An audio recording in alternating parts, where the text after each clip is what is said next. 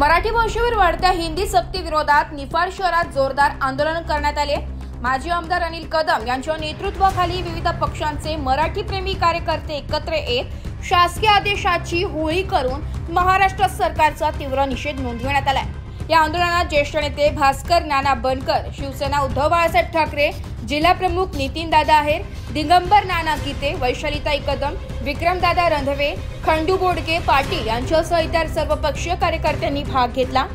मराठीचा अपमान सहन केला जाणार नाही, हिंदी सक्ती हटवा, मराठीला न्याय द्या अशा घोषणांनी परिसर दणाणून गेला।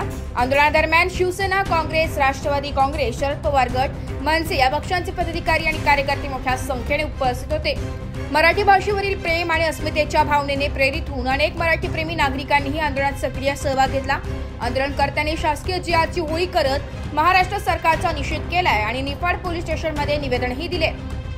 यावेळी बोलताना अनिल कदम म्हणाले की महाराष्ट्रात मराठी ही अभिमानाची भाषा असून तिच्यावर अन्य भाषांची सक्ती खपून घेतली जाणार नाही। सरकारने त्वरित ही हिंदी सक्ती मागे घ्यावी, अन्यथा यापुढे अधिक तीव्र आंदोलन करण्यात येईल। संपूर्ण आंदोलन शांततापूर्ण पद्धतीने पार पडलं असून निफाड शहरात मराठी अस्मितेचा बुलंद नारा आज ऐकू आला। हिंदू, मुस्लिम, शीख, ईसाई जे सगळेच मराठी भाषक असे मराठीवर प्रेम करत सर्वच उपस्थित बांधवांनो, मराठी ही खऱ्या अर्थानं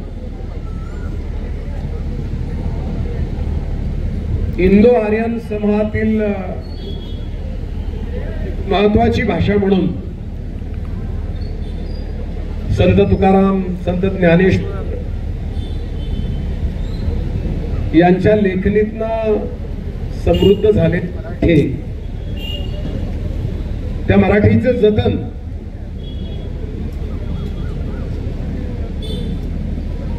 आपापल्या परीने प्रत्येकानं केलंय।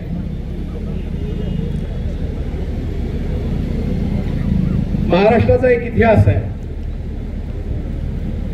जसं आपण म्हणतो ना की दिल्लीचे ही तख्त राखी तो महाराष्ट्र माझा। या महाराष्ट्राची ख्याती ही भाषा आहे, ती संस्कृती आहे, तो आपला संस्कार आहे। जसं मगाशी आमचे नईम भाई म्हटले की ते साहित्यिक आहे, आम्ही धर्मानं मुस्लिम आहोत। नाशिक लोकशाही न्यूज साठी प्रतिनिधी सागर निकाळे, निफाड।